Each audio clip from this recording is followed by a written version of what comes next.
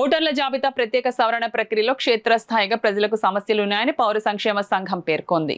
గాంధీనగర్ పార్క్లో ఎండీ సులేమాన్ ఎం వీరప్రభాకర్ రావు AAS ఆధ్వర్యాన sir ప్రక్రియపై పౌర సమీక్ష జరిగింది. ఎన్యూమరేషన్ ఫారాలను పూరించి బీఎల్ఓలకు అందించి రసీదు తీసుకున్న పౌరులను సామాజికవేత్త దూసులపూడి రామరాజు ప్రత్యేకంగా అభినందిస్తూ పౌర హక్కుగా బాధ్యతలు కూడా తెలుసుకుని వ్యవహరించడం పట్ల హర్షం వ్యక్తం చేస్తూ చాక్లెట్స్ పంపిణీ చేశారు. పాల్గొన్న వారిలో 25% మంది సబ్మిట్ చేయలేదని, 10% మంది బీఎల్ఓలు రాలేదని, 10% మంది సమాచారం తెలియదని, 5% మంది పత్రాలు సేకరించే పనిలో ఉన్నామన్నారు.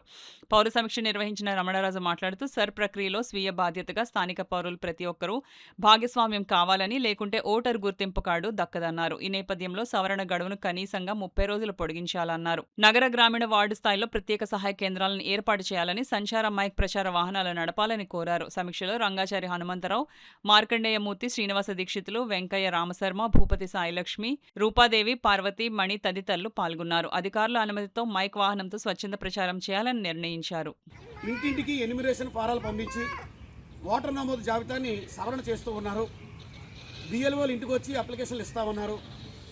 వారు 3 సార్లు ఇంటికి రావడం జరుగుతుంది.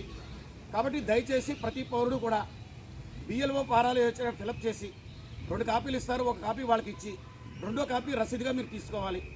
భవిష్యత్తులో ఓటర్ లిస్టులో పేరు లేనట్టయితే కనుక మనం వెరిఫై చేసుకోవడానికి అవకాశంగా ఉంటుంది. ఎక్కడైనా బిఎల్ఓలు రాకపోయినా, ఎక్కడైనా సబ్మిట్ చేయడానికి అవకాశం లేకపోయినా స్థానిక మీరు పోలింగ్ బూత్ ఉన్నటువంటి చోట దీనికి సంబంధించినటువంటి సిబ్బంది ఉంటారు.